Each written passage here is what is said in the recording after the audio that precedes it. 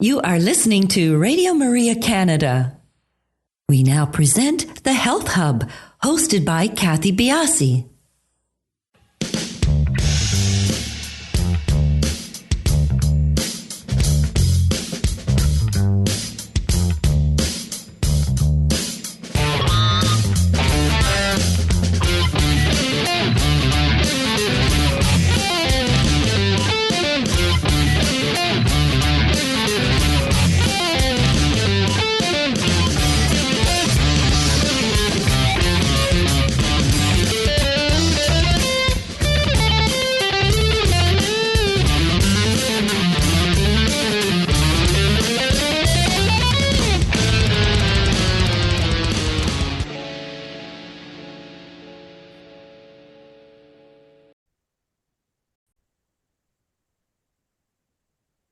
Welcome to the Health Hub on Radio Maria Canada, exploring cutting-edge health and wellness information and therapies, helping you to take your health to the next level.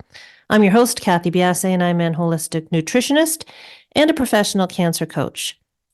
Today on the Health Hub, we are talking about nervous system dysregulation and its impact on our overall health with our guest, Lucy Oliver. Lucy, chemist-turned-founder of Precision Health, has emerged as a leading figure in the wellness industry through her unique approach to health. Combining her personal health struggles with her expertise, Lucy has developed an holistic program that has significantly impacted lives. Her initiative reflects a deep commitment to foster a better understanding of the body-mind connection and improving life quality globally. Lucy launched Precision Health as a response to the gaps in traditional healthcare, offering a unique science-based approach focusing on the nervous system's role in overall health. It's a fascinating show, and more we are seeing how the impact of the nervous system, how the health of the nervous system is imperative for our overall health. We've seen it in other shows. I've seen it more and more coming out in research. Obviously, it's been there for a while. It just is more it's becoming more evident in the health space. And it's an important thing to know when we talk about posture, when we talk about information connection highways. This is our nervous system. We talk about what the role of the nervous system in mental and physical health and well-being is, what the vagus nerve is, and how Precision's health success reflects a paradigm shift in the understanding of mental and physical health. It's a fascinating show. I hope you can stay with us. We will be back in just a few minutes to talk with Lucy. You are listening to Radio Maria Canada. We now continue with the program, The Health Hub, hosted by Kathy Biasi.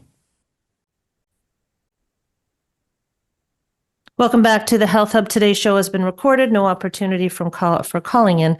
Please do follow us on our social sites. We are on Instagram, Twitter, and Facebook, and we are at the Health Hub RMC on those locations. Lucy, welcome to the show. Hi, lovely to be here. Joining us from sunny Mexico, right? Yes, I'm currently on the west coast of Mexico, and it is beautiful and sunny outside. Well, that's lovely. As we were talking about off air, we're unseasonably warm here today, but not Mexico warm. So nice. always an envious thing when I talk to people that are in the nice heat. Anyways, we'll move on from that. Lucy, you've got this wonderful program that touches people all over the world. People come in for your retreats, I believe. So we'll get on to that. But I think, I love to give people context as to why you're in this space and what motivated you to create Precision Health. Precision Health. No. Yeah, absolutely. So we run programs that in a retreat format. We're currently on the west coast of Mexico. We're actually setting up a location on the Azores Islands, which are part of Portugal, which is very exciting. And our whole focus is nervous system regulation. And the reason I chose to start these programs was because I was dealing with all sorts of physical and mental health challenges, starting at a very young age, from digestive issues, hormonal imbalance, really bad sleep issues. Then it spiraled into like an eating disorder and then rebound weight gain, brain fog, insulin regulation issues, hypothyroidism. And I basically broken a lot of the different systems in my body, and I couldn't really figure out exactly what was happening. And I went around all sorts of specialists in England, where I'm originally from, and then all sorts of alternative practitioners. I actually lived in Canada for a while, in Toronto and Vancouver. Vancouver has some phenomenal practitioners who were helpful, but I just couldn't really get to the root of what was happening. And so I just started researching all of the different systems in the body, from starting with digestion, because that was one of my main issues, going into hormones, how they worked, the adrenals, how everything connected to the brain, understanding more of the psychology. I got really into functional medicine. Fortunately, my background is in chemistry. I did a master's in chemistry, which really had no use in my prior jobs, but it came in very helpful when I was looking into a lot of these research papers and just trying to figure things out. So I went down many rabbit holes, and my conclusion was that I had a very dysregulated nervous system. And I had no idea what a nervous system was when I started the process, or why it was important. I didn't really do much biology in high school, and I just didn't see its relevance.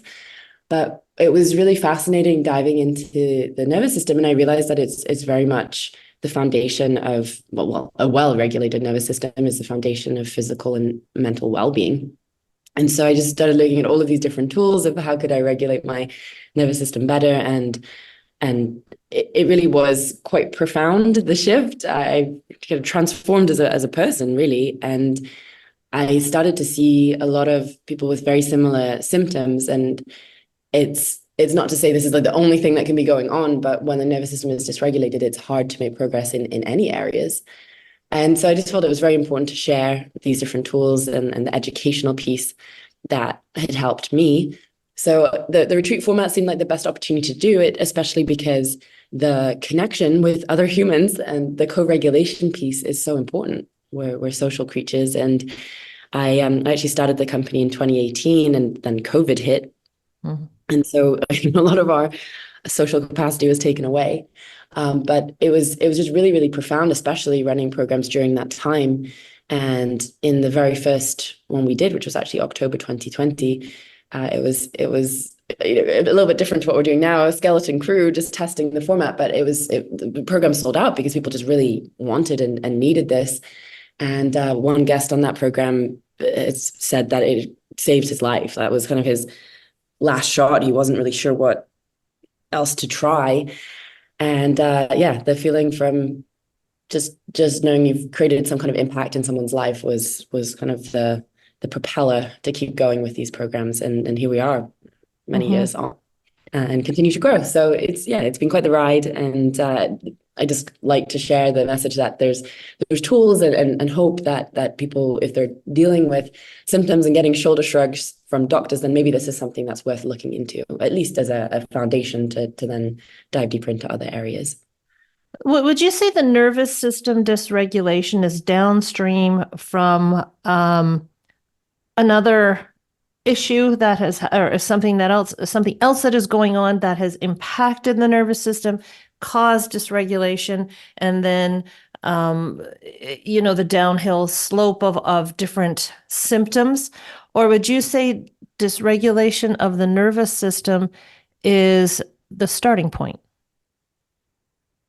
Yeah, I think the nervous system really tells the story of our lives. It's just reflecting everything that's happened to us from conception to the present day. And the nervous system and the brain are constantly adapting to try and protect us. And so it's that basically information is being filtered in based on all of the events in our life. And so some of the responses have been very helpful in certain periods of time. And usually it's in childhood or even, before we're born, that there's certain signals being sent and our nervous system is responding or adapting based on those signals. But then our environment changes. And so really our big goal is to have a very adaptable system that can adapt to be in the correct state for those circumstances that are presented. And so I would say it's most likely the events that have happened to us. And we might not necessarily know what they are. We might not have an actual memory to tie into that. And it doesn't necessarily matter. We don't need to know the picture. All we need to know is, well, for my given circumstances and what I'm doing right now, this really high level of anxiety isn't helping me, or the way I'm reacting to certain triggers and situations isn't helping me. So let's unravel why and start to not necessarily why in the sense of the root, but like why am I how am I reacting, and how can I then improve that reaction to better suit the situation that I'm in. And so it's I think the first option, in my opinion. So would you say what you do and how you work with people is more on the psychological level, and then that impacts the physiological level? Is that what, is that what I'm taking away from how you're approaching working with people? So we're actually looking at the physical, mental, emotional, nutritional, and existential factors that affect the nervous system. So if we say, like we just said before, something can trigger the nervous system to be dysregulated, we could say they're threats, kind of in inverted commas. Back in caveman days, that could be a more of a physical threat of something attacking us. But now we have threats in all different forms. I think emotional and existential are the two big pieces, and they often manifest as physical symptoms. Sometimes it can be much more physiological. We could be looking at, for example, a severe gut dysbiosis and inflammation, overtraining sometimes in athletes. The mental piece, I think, is very common, of over-worrying, overworking. Like our brains nowadays are our main tool. And so we're often just using them all of the time. And we're in this era of being completely distracted and switched on mentally. It's quite hard for us to take a pause. And so that can be very exhausting. And then, nutritionally, it's hard for us to find food that actually contains all of the minerals and those raw ingredients we need to make neurotransmitters and all of the different things we need for our metabolic processes. But yeah, the emotional piece, I think, emotional, especially repressed emotional issues that potentially stem from childhood, but can be from any point in life, they can also manifest as physical as symptoms. But that existential piece, I think, is a really big one of just, what am I doing with my life? Or these sort of financial pressures, relationship pressures, and pressures at work, and how to not let that could create the being chased by the tiger threat response in a chronic way. And so in our program, where we say that we deal with sympathetic dominance, which means that the sympathetic branch of the nervous system, the autonomic nervous system, which is the activation, fight, flight, freeze, fawn response, is just chronically triggered. And it's good that we can trigger it. We don't want to be in a position that we can't respond to any kind of threat in our environment, whatever form it takes. But the really important piece is that we can go back into the parasympathetic state, which is our relaxation, digestion, and healing response. And if we're not able to get into that response, it's the equivalent of just running in a really high gear constantly, and inevitably, just like a machine, we're going to burn out. And so it's just important to be able to switch between the two. And obviously we can't get rid of all of these threats or stresses in our lives. It doesn't matter what we do, they'll be there in some shape or form. It's more, how can we adapt, and how can we give our attention, our focus, and respond to that threat, but go back into that recovery state so that we can come back stronger and better to keep dealing with these things that come up in our environment. Just like an athlete, that's how they train. They will push to the maximum to be as strong as possible, but they have to recover. If they're not recovering, they'll end up in injury. So how can we apply that to our everyday lives, which can be challenging, obviously, when we're dealing with certain situations, or raising children, or things that are a bit more of a constant. But there are ways to send cues to the body that it's okay, we're safe, and we can go into that parasympathetic response. And it's been in the recent, I'd say the last year or so, we talk about muscle health, and we talk about the importance of muscle health for longevity. But to that end, the importance of muscle health for the nervous system, and how the nervous system impacts muscle health.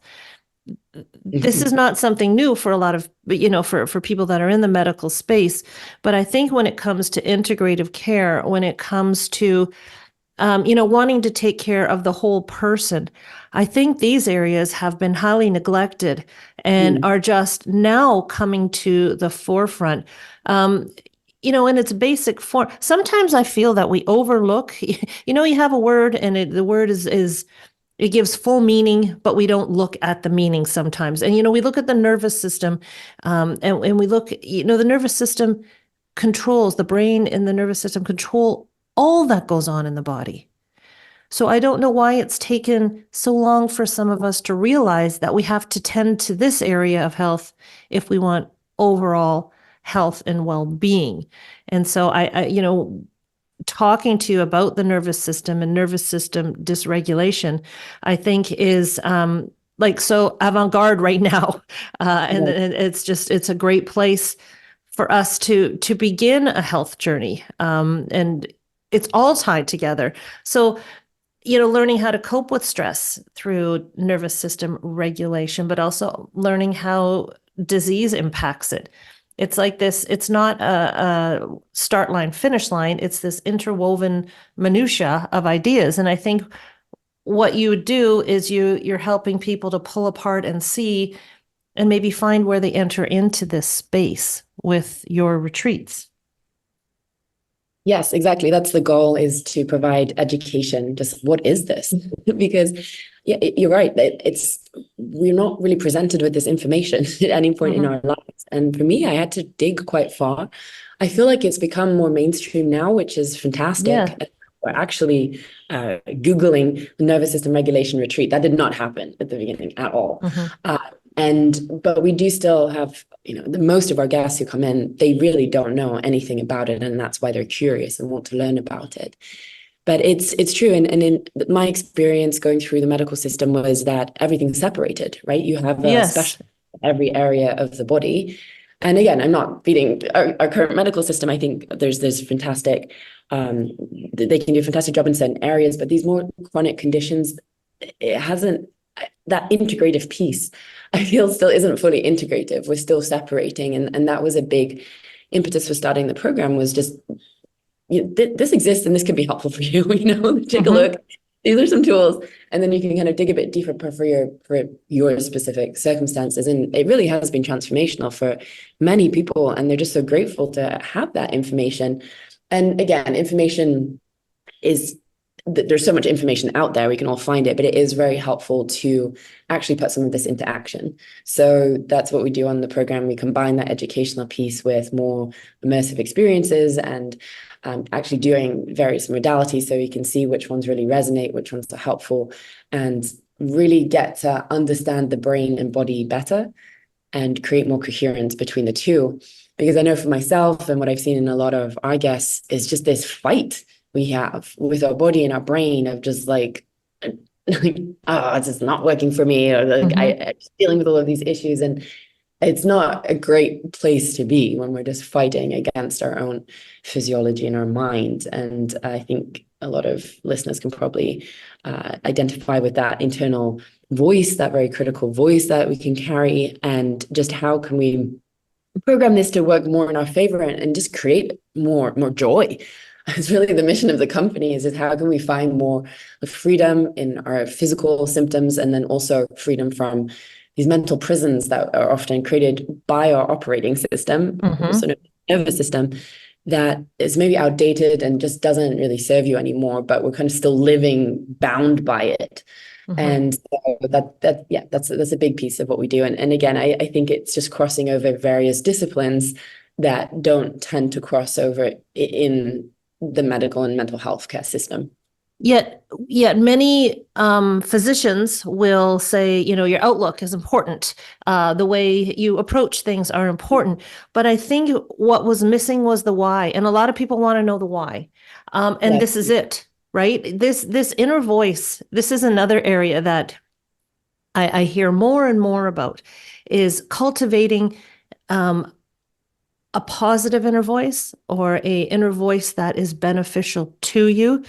And again, this is one area that I would love to see more and more work done in, because manifesting starts from within, right? And it's the way you speak to yourself impacts your nervous system, because our words impact stress, whether it's internally or our words are stressful to other people. This is why I get so excited when I see success in programs like yours, because that's the piece that people weren't, I find a lot of people weren't getting, and an outlook in a disease, the way you speak to yourself, the way you form an outlook can be very impactful because you're physiologically impacting the nervous system. Does that make sense? Do you see what I'm trying to, connect here? Yeah, and I don't think this is recognized strongly, but No. there are areas, disciplines like psychoneuroimmunology, which it's looking a little bit more at how how we think how our mind is affecting the manifestation of physical symptoms. Mm-hmm. And something I love to talk about is the reticular activating system. Reticular activating system, RAS, which is a part of the brain that is filtering in all of the information from your senses. And there's so much information that goes through the five senses. It has to select what is important to you. And this basically forms the lens through which you see the world, your perspective. And we all look at the world through a different lens. But that reticular activating system, it's part of your brain, which is part of your control system, your nervous system. And it is based on its settings on the filter are based on everything that has happened to you. And so what might be important for one person, I wouldn't even notice, because it just hasn't come up in my life, or my brain isn't seeing that as something that is important to pay attention to. Mm-hmm. But the great news is that neuroplasticity exists, which means that we can change how the brain is wired. And to do that, it requires some kind of trigger, some kind of starting point, some kind of impetus, and then consistency to form that neural connection. And so we can change the settings on that filter solely by what we're paying attention to, and by really planting the seed and then continually paying attention to it. And so we might all know, or maybe we feel, and I was this person, that very negative person. I had a very negative outlook on life. And I would tend to see things that were going wrong much more than I'd see things that are going right. And I'd pay a lot more attention to the bad things. And it sounds maybe cliche, but when you do switch into more of a state of gratitude, or just taking the time to appreciate some of those, the beauty in life or nature, or just the things that are going right, we do change. First of all, you change the brain waves that are being produced in the brain, but we're also starting to change that filter setting to start looking for those things. And I think this is when you said the word manifest and things like vision boards. I mean, I don't believe you just stick a magazine cutout and that you might, on a board and you might materialize. But I do think if you're repeatedly looking at that every day, what you're doing is you're just sending a signal to your brain to start looking out for reasons for that to happen. So that might be, looking for opportunities to do those things, or purchase those things, or actions you can take towards that.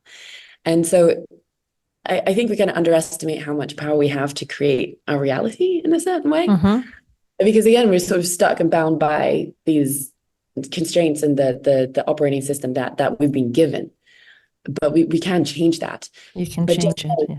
Yeah, just like creating any skill or learning something new, it takes quite a lot of effort and brain energy. And so often the brain is a bit resistant to do that. When you're learning a new language, or learning to drive, or any that the first few times you're doing it, it can be quite tiring for the brain, or you might get frustrated. And it's the same thing. It's just, and so often people just drop it and just not do it. Because again, the brain wants to conserve energy. It's not as much you have to put a lot of motivation and continuously want to create that. But it is definitely possible. And I feel like I'm the product of that. We've heard about placebo effects and people taking water pills, having great results. And this is kind of where it's crossing over here. And it makes so much sense. But, just before we end, this segment of the show, I think what you are emanating to people, and what we try here at the Health Hub to do is giving people avenues for health. And, this is why everybody's illnesses are unique. This is why everybody's diseases are unique.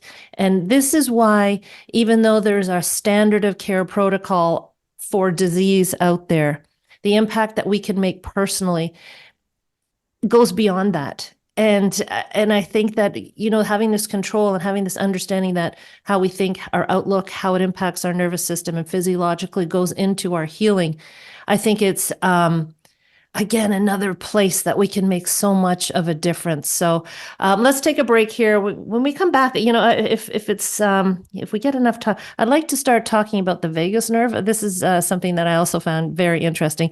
Everybody, we will be back in just a few minutes. You are listening to The Health Hub here on Radio Maria Canada, a Catholic voice wherever you are. To contact us and be a part of the show, email thh@radiomaria.ca. We now continue with the program. Here once again is your host, Kathy Biasi.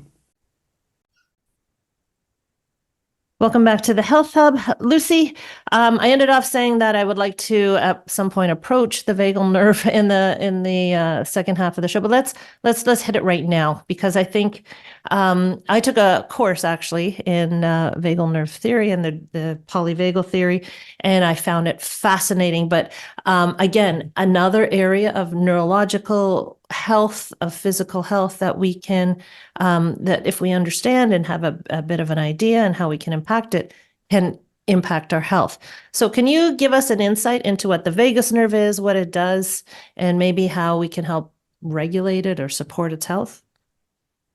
Yeah, absolutely. So the vagus nerve is effectively our main nerve. It's connecting the brain, and it's called the wanderer in that it really touches almost all parts of our body down to our extremities. So it's this communication highway between the brain and the body.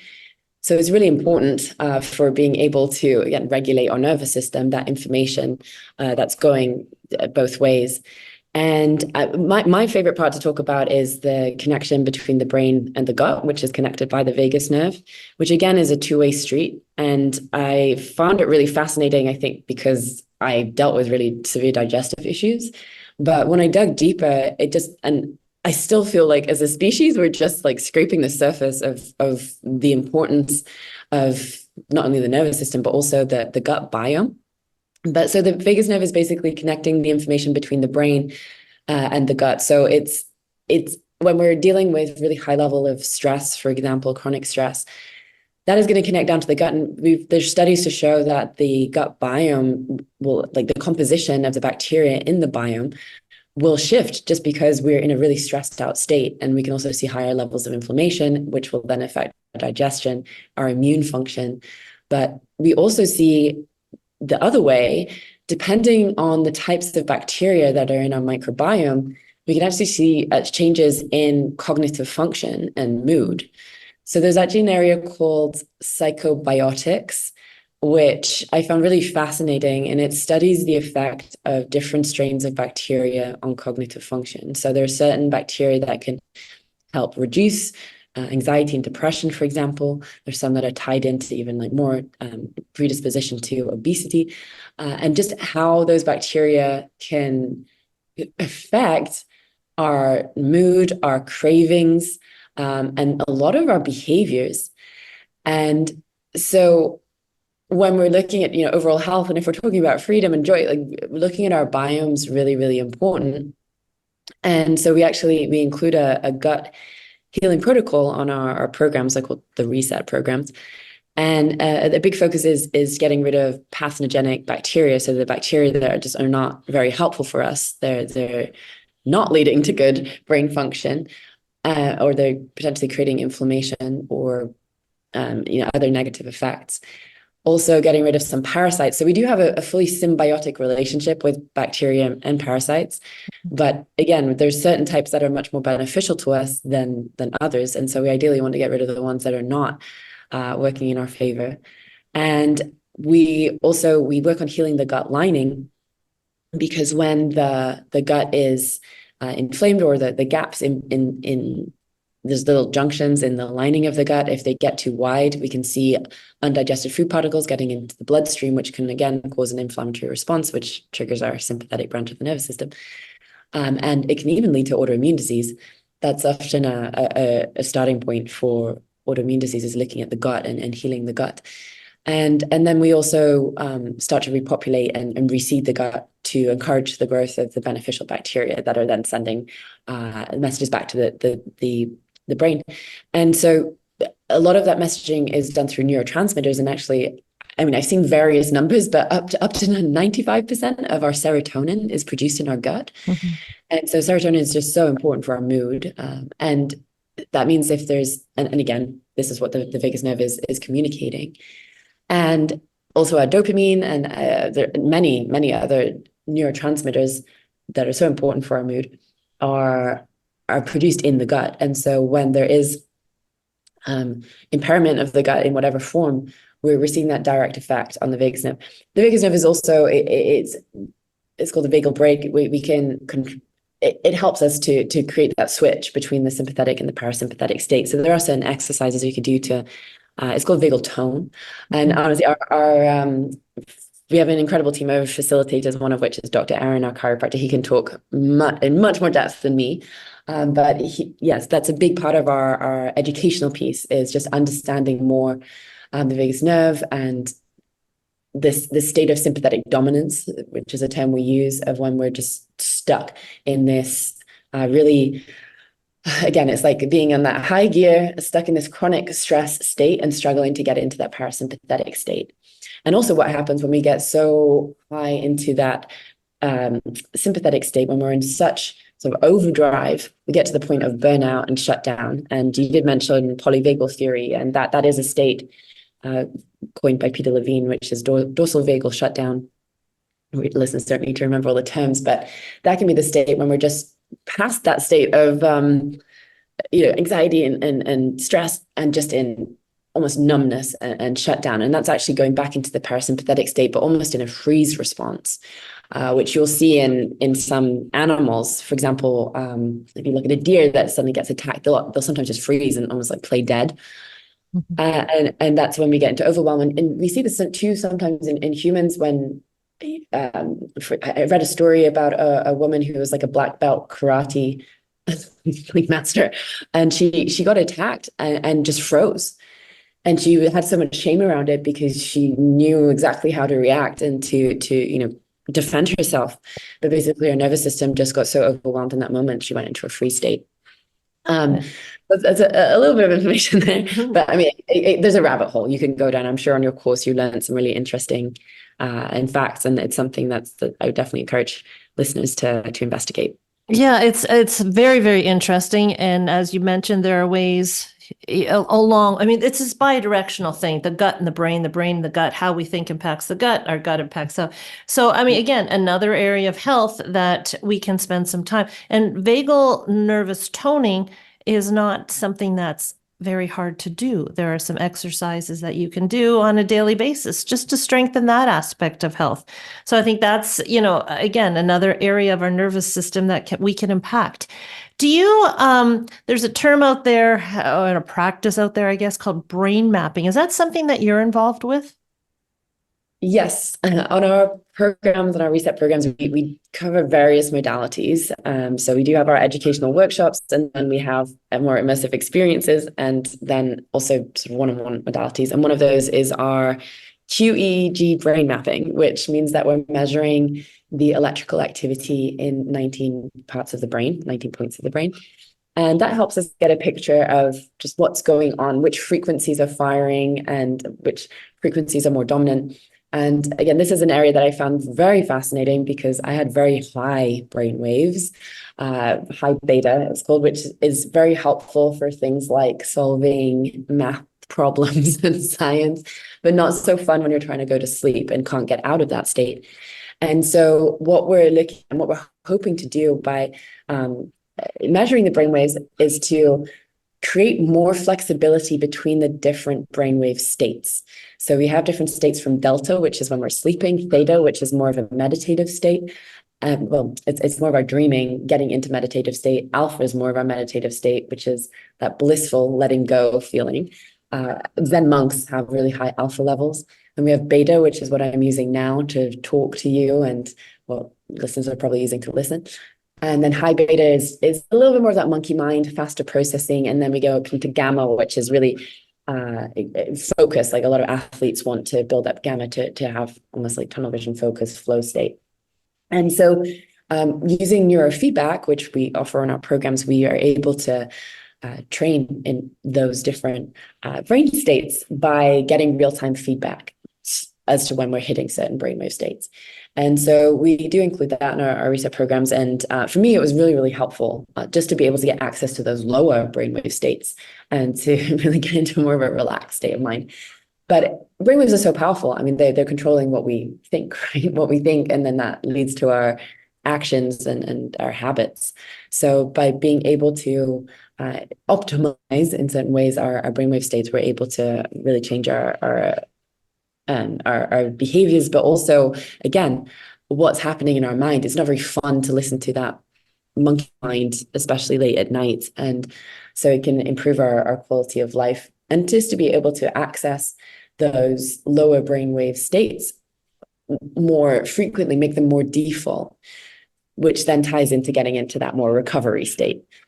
So yeah, that's one of our modalities. I mean, we combine with many others. The whole, we don't just throw the modalities, I guess, they're designed logistically together, along with the education piece, just to really understand and put into practice these different themes.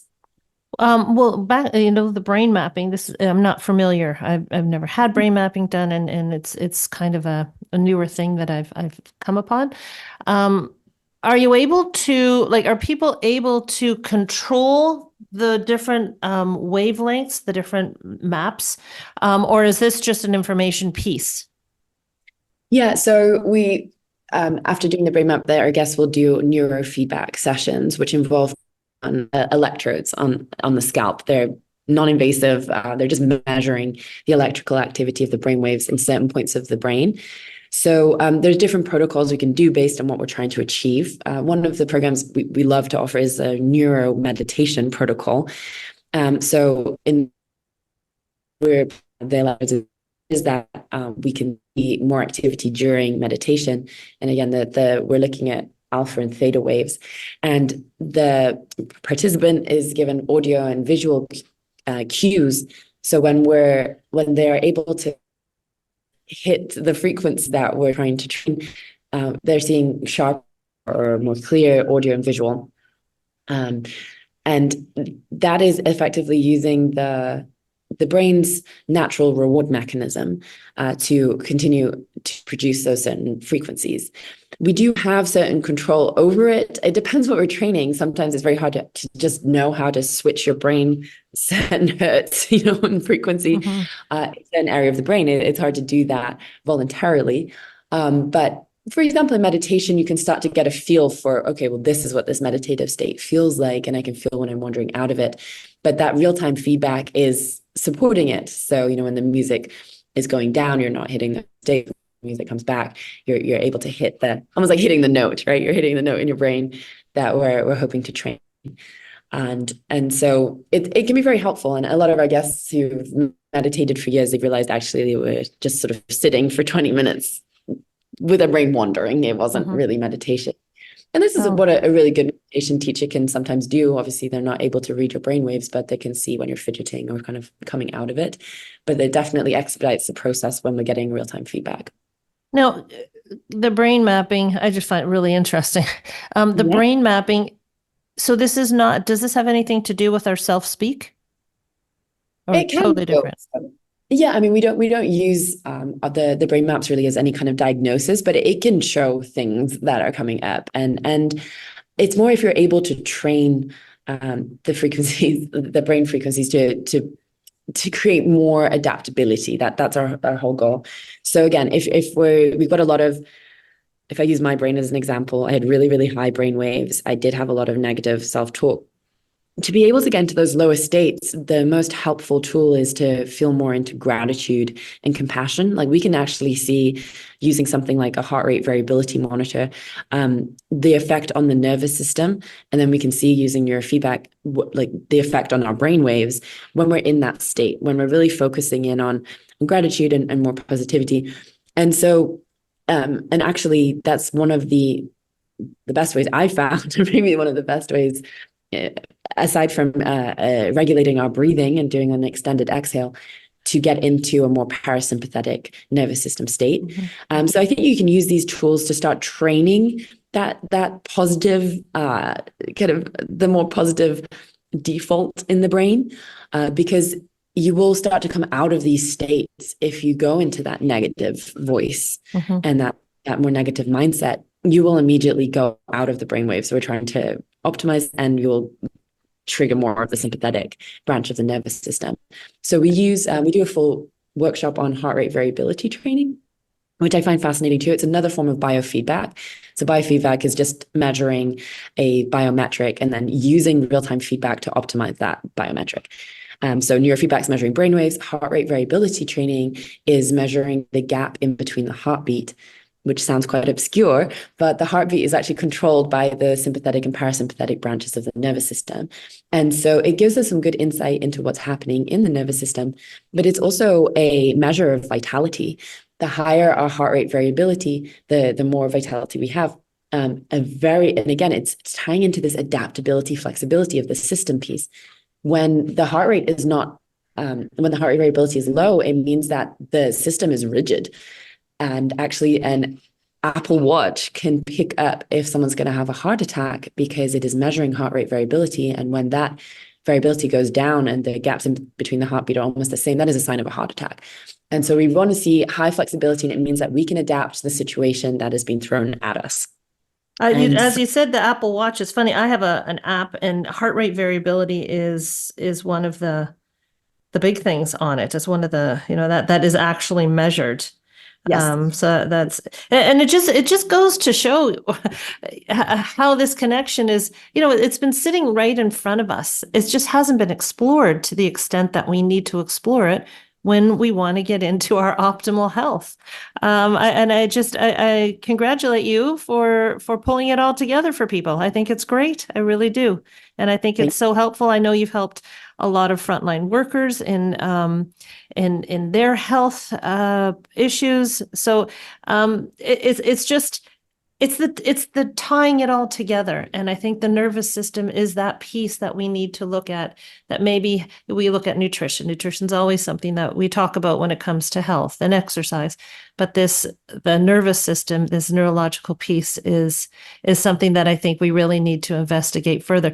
Now, I think I might have mentioned in air, you don't do online courses. Is that correct?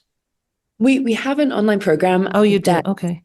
It's very new, actually. I think since we last talked, but I definitely encourage guests, if they can, to do it in person. There is such a huge advantage to stepping away from everyday life and being around other people and experiencing it firsthand. But obviously, that's not available to everyone. So we do have more of the educational piece in an online program on our website. Yes. No, when on your retreats, do you provide accommodation and everything, or do people find their own accommodation and then go to the retreat site? We do. We provide accommodation. We have a beautiful property overlooking the ocean with a lovely big saltwater pool. And yeah, everything's provided there. We have our anti-inflammatory buffet 3 times a day, our movement classes in the morning that delve into neuroperformance and, connecting the brain and the body. And then all of our different modalities, from the neurofeedback, heart rate variability training. We do different workshops to better understand what's going on, that self-mastery piece, and then put it into action in ice bath, a temescal, which is a traditional sweat lodge here, breath work, and then also going into other all sorts of things such as arts and crafts and cooking classes, really just working on, again, getting that brain into different brain states, getting out of that reactive activated state. And we even do things like TRE. That's a great technique that a lot of our guests have loved, to release tension from the body. But listeners can read everything that we offer. There's a whole host of modalities and how they tie into the program on our website. Perfect. And what is your website? It is precisionhealth.com. Wonderful. Lucy, thank you very much for a wonderful conversation. Congratulations on your program. I wish you continued success. And thank you so much for joining us today. Thank you. Thank you so much for having me and for sharing this. Everybody, we will talk to you next week on the Health Hub.